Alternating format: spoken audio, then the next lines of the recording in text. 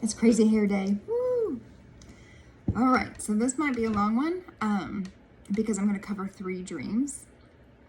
And the purpose of God wanting me to share these dreams is to show that He is so active in our life. He knows our apprehension. He knows our deepest desires. He knows how He wired us and what His purpose for us is, even if we don't know it. Even if we don't know those things, He knows those things. So I'm going to kind of tell a story and unfold it for you. Hold on to your hats because this is kind of crazy. I did not see this coming.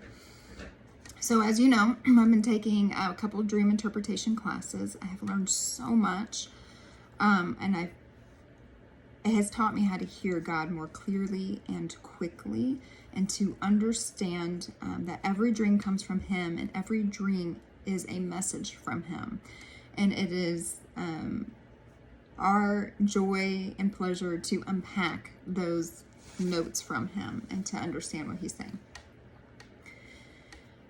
The second class I took, I had to create a dossier of myself. The question is, who are you? And so I looked at about 200 of my dreams and took the ones that God was saying, here is my goal for you. This is how I designed you. This is how I wired you. And put them together and find themes. For me, I think it's going to be phases of my life that He is priming me for to do His will. And I think that no matter what, you get to that point. Now, do you fully embrace His will for you without really looking at and having a connection with Him and talking to Him and saying, God, what is your will for me? Sometimes I think people miss the mark. And I think most of the time we go through life kicking and screaming because we don't embrace how He's created us and our mission that He wants us to complete. And I think we fight against our natural self. So by doing this dossier, it made sense to me why He created me to be completely transparent, because that feeds into other goals He has for me. So He is wanting me to, well, I won't go into that, but once I laid everything out in my dossier, I got to understand and embrace His vision for me. And it was something that I was kind of apprehensive to take on because the world was telling me not to do it. The world was telling me not to be transparent, that I'm sharing too much. I just got a lot of negative messages from the world because that's not what the world defines a person to be. That's how God was defining me to be. So now embracing that that side of things. So when we went to Vegas last week, we don't wear masks, and that state is still pretty locked down. That and so basically we were harassed a lot for not wearing masks, but we came prepared. We had our doctor's note. We had Nevada law highlighted where it says that if we had a condition, we don't need to wear a mask. I know accommodation law, ADA law because of my job. So I know that they had to provide the accommodation. It's not up to me. Most of those people are complete idiots. They're trying to uphold the law they don't even know. And so it got to the point, like every time I go in the store, they're like, where's your mask? And I got to the point where I'm like, I have a doctor's note. If you have a problem with it, let me know. According to ADA law, if you don't want me to enter without a mask, you need to provide a reasonable accommodation, which could be a face shield. So if you don't have a face shield, I'm still walking in. Do you have a problem with this? And Dustin was like, Ginger, you come off very aggressive. And so we had to talk about it. And I was like, listen, I think the majority I've always been attracted to World War II, always, ever since I was a little girl. And I do believe that there was a huge block of people, if not the majority, that was against what was happening. Those who were awake, who knew what was occurring, they didn't want to stand for it. If they were bold and all pushed back against the SS officers, the SS officers wouldn't have the control that they did. They would feel pressure to go to the superiors and push back. But that didn't happen. If that happened, would there have been a Holocaust? I'm not letting this happen. And Dustin's like, okay, I totally see your point. So at that point, I started pulling back because people have told me I'm intimidating. I don't know why, but I'm intimidating apparently.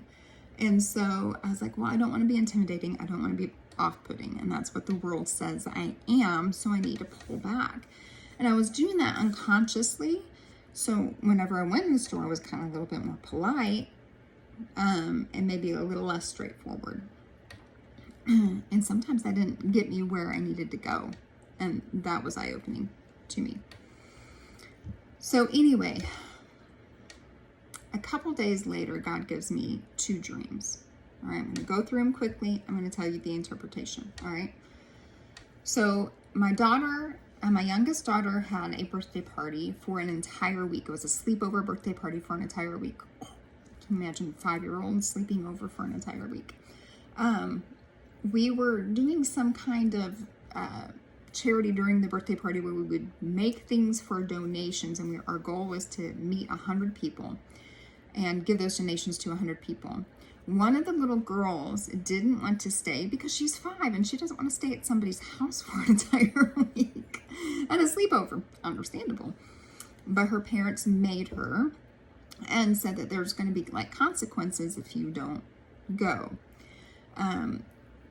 As part of the birthday party, we went to a place where they were making ice cream, and all the workers were acting like robots, and they were completely naked, and then they were trying to get dressed, and all the kids were there. It was weird, but nobody was fazed by it. I mean, it was like normal. So God was saying, as you're approaching this new year, you're going to be feeling complete and blessed. However, there is a hesitance, and I will guide you beyond what you perceive as consequences. I programmed you to be automatic, yet natural and transparent, naturally transparent. So that was the first dream that night. Here's the second dream that night. I was dating Dustin, who's my husband. I was dating Dustin. I flew in from another state to have dinner with him as his fiance. But he and his family didn't realize I was there. It was almost like a Sixth Sense thing where you're there, but no one acknowledges you. And it was weird. Then I lay down and I took a nap with him, and he snuggled with me. But yet he didn't realize I was with him until he woke up and he was like, oh my gosh, where did you come from? And so his brother, he doesn't have a brother, his brother was transitioning into a woman. And at that point I was like, I need to start rethinking my engagement, because he and his family are completely oblivious to me, and it's weird. And then I woke up. So the interpretation is, when you engage and you commune with me, don't ignore the place of rest. That is where I provide intimacy and comfort, which he's talking about my dreams. This is how I commune with you. This is how I touch you. This is how I'm intimate with you. Don't be oblivious to the change that is occurring within you. Reimagine your legacy as it may not be obvious to you. So throughout the day, God was like, I really want you to look at these dreams, because I don't interpret all of my dreams. I dream so much, and sometimes it takes a long time for me to interpret dreams. And so all day he was just kind of prodding me to keep looking at these dreams. So in the evening, I finally unpacked them. I was like, great, Lord, I spent months working on my dossier. I finished it on my way to Vegas. I felt really comfortable with who you're saying who I am. And now you're saying that reimagine my legacy because it may not be obvious to me. Like, did I not hit it on the head? Like, where am I wrong on this? Where am I wrong? And you program me to be automatic yet naturally transparent. I understand that. Am I not naturally transparent? And so I just had a conversation with him. I was like, just show me tonight. What are you saying? What are you wanting me to know? And so I got to the point, you know, I can hear him pretty clearly. He can put words of knowledge on my heart pretty quickly. I'm at the point too, I feel him laughing. I feel him laughing, and when I was talking to him and unpacking these dreams, I could feel him laughing, and I'm like, I'm frustrated. Like, did I put all this work into this and not get it on the head? And he's like, you did, but, and then he would laugh, and I'm like, and apparently, side note, people go to heaven all the time. Did not know this. Instead, I started listening to prophets, and there are some people that God chooses to take up to heaven, to show them heaven, to talk to them about heaven and the past and his plans, and then bring them back here to talk about it. So Kat Kerr is one of the people that have really opened my eyes to it. There's several others. Anyway, a lot of people who have gone to heaven, whether they died and then were sent back, or God just swoops them up to heaven to communicate because they're one of his prophets, says that he is a jokester, like that Jesus is a jokester. And so when I feel him laugh, I'm like, okay, this is totally you, because I know I've heard that you like to pick on people and joke with them. So I'm like, okay, feeling him laugh. I'm like, okay, he's up to something. He is up to something. So I went to sleep knowing that I was probably going to be in for a treat. So he gave me this really long dream. So hold on. So I was somewhere, I met two friends. I don't know them in real life, but it was two friends of mine in the dream. One was a doctor or med student, and he was homosexual, and the other one, his brother, was with him, and he was straight. And I was attracted to the person who was homosexual. So to me, it didn't matter that he was gay. So they were heading to one of the relatives' house. So this relative has inherited this huge inheritance, and they didn't get written into the will. So this other guy did, and he got all the power, and there was some stuff going on under the table that probably was not legit, that he was, or the person who gave it to him was crazy as well and just gave it to this person.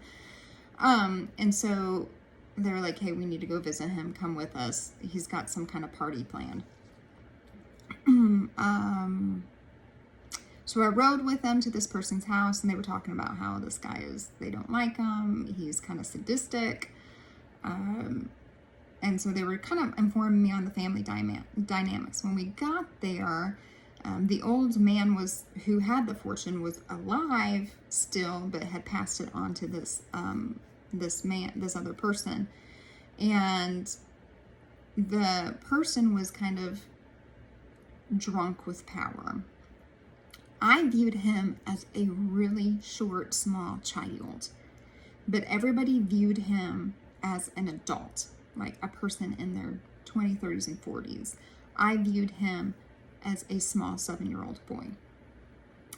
And that's how he manifested to me. So he's like, you want to play a game? Kind of sadistically, you want to play a game? So the rules of the game was that everybody could go to the lake, and the people he liked gets to wear swimming suits. The people he didn't like didn't get to wear swimming suits. They had to go completely naked and be humiliated. And he asked me, he's like, I don't know you. What team do you want to be? And I'm like, I'm sticking with my friends who you don't like. And I'm fine. If that means I have to be naked, that means I have to be naked. And then I grabbed my swimming suit and I said, but I'm going to make up the rules to my own game. I get to wear a suit and they get to wear a suit. You have no power over them. You have no ability to say that they have to go naked. And this changes today. And you need therapy because you're crazy. And his mouth like opened because he's never been talked to that way. And two other ladies who were in good with him backed me up and said, she's right. You are crazy. And they get to do whatever they want. They don't have to go naked. And so I was getting even people who were protected on the other side to come over and agree. And my friends were just surprised that I just took care of business and that I had the force to take down the power that people shouldn't have had in the first place. So that was the dream. And then I woke up. Oh, and everybody got their suits and went to the lake. So then I woke up. It touched on some of my traumas. And I woke up in a sweat. And my heart was pounding. And I knew because God made that reaction in me, this was the dream he wanted me to pay attention to. And I started writing it out on my phone, trying to be very careful about spelling things correctly so I can understand it when I'm in full capacity. And I sat there and I was like, oh, Lord, this is such a long dream. So many symbols that it's going to take me forever to unpack this. Because you have to pull all individual symbols out, get a word of knowledge for each one of the symbols, then string it together and ask God to kind of bring it together for you. And I go, this is going to take me days to unpack this. Maybe even weeks, who knows? And he goes, do you want to download? And I could feel him laugh. And I was like, heck yeah, I want the download. I don't have to work for it. You're just going to give me the interpretation. He goes, yeah. So I laid in bed, and this is what he said. I was just trying to get it all down on my phone as fast as possible because he talks fast. He said, you don't care about social constructs. You define what life looks like for you and for others. You take your anointing and give others their anointing and their inheritance. You protect the God-given rights of you and others. You give them back their power. You establish an environment where others will want to be on your side. You will see people for who they really are on the inside, like this small boy. You see them for who they really are.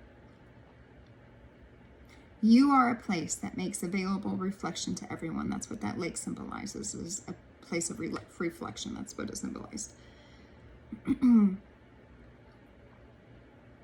And you make that available. People will be drawn to you because they want that reflection. You fight, your ability to fight and protect people's ability to rule over their own life is who you are.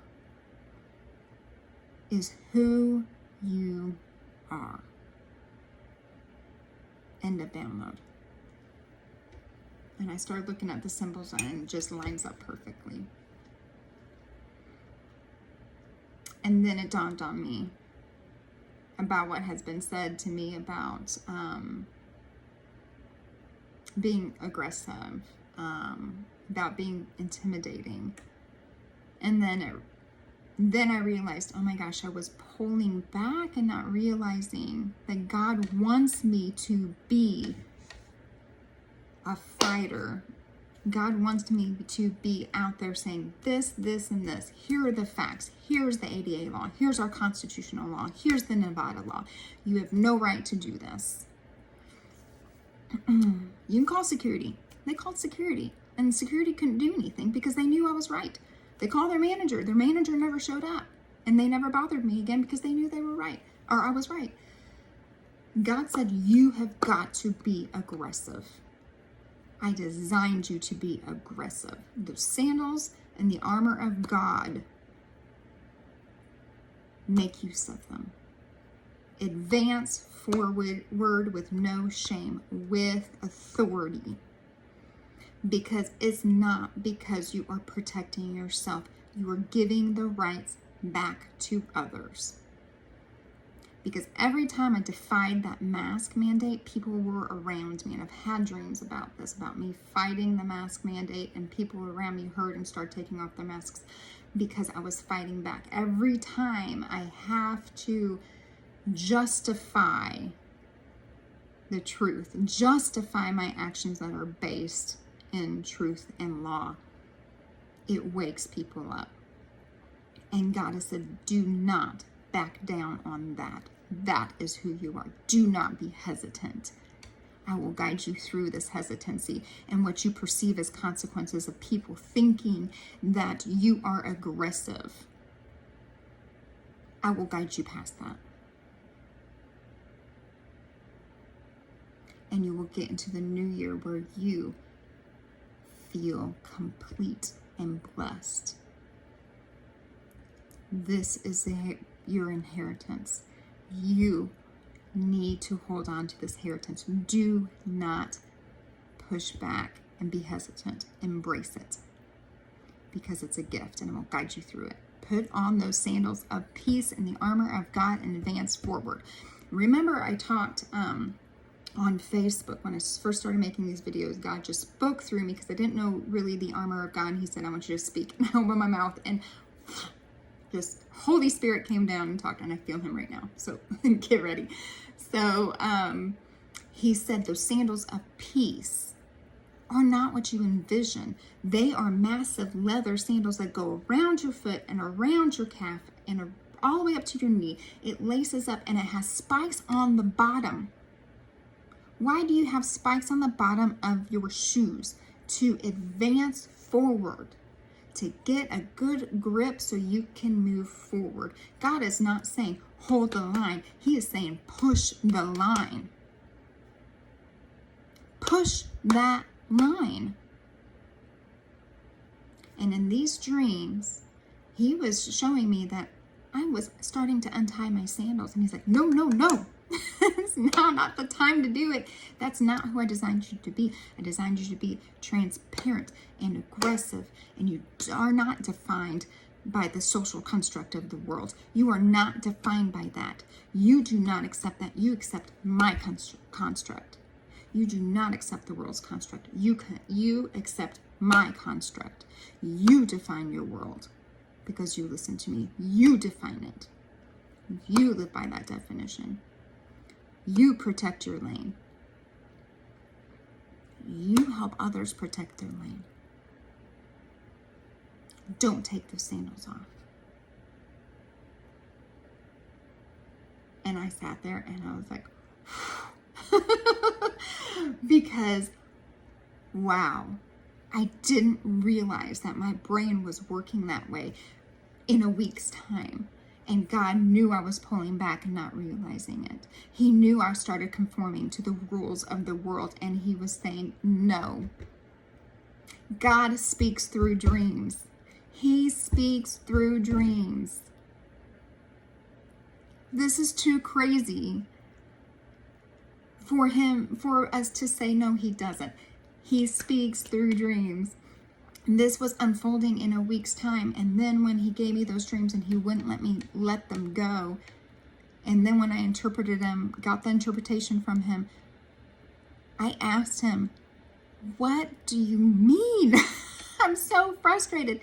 And then he gives me a dream, and he gives me the interpretation so fast, and it makes complete sense. And then all the pieces came together of, oh my gosh, I was doing this and not realizing it. I was making the definition of myself conform to the world and not how he made me. Wow. That's crazy. It's crazy. So, that all being said, take your dreams seriously. Start finding the interpretation. If the interpretation is too hard to get from God, say, God, give it to me in simple terms. I did that a whole lot, especially in the beginning, and I still do. Even when he gave me this long dream, I was like, oh my gosh, I cannot interpret this. This is so long. So many symbols. And he's like, I'll give it to you because I want you to have that comfort. I want you to have that peace. I want you to have that clarity. I want you to know who you are and how I defined you. And I want you to step into that role with confidence and no hesitation. I don't want you to confine to the rules of the world. I want you to confine yourself to my rules. I want you to conform to my rules. I'm getting choked up because it's so, the spirit is heavy right now. If you can't tell, he's heavy. Woo.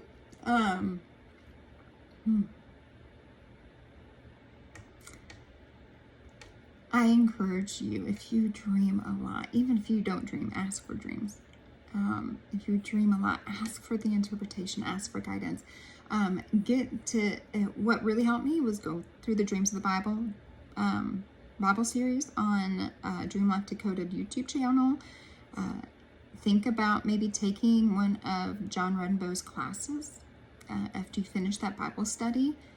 It really helped me hear the voice of God so much more clearly. Like, I feel him when his spirit comes down, and you can tell I feel him. When he laughs at me, I feel him. I can feel his emotions.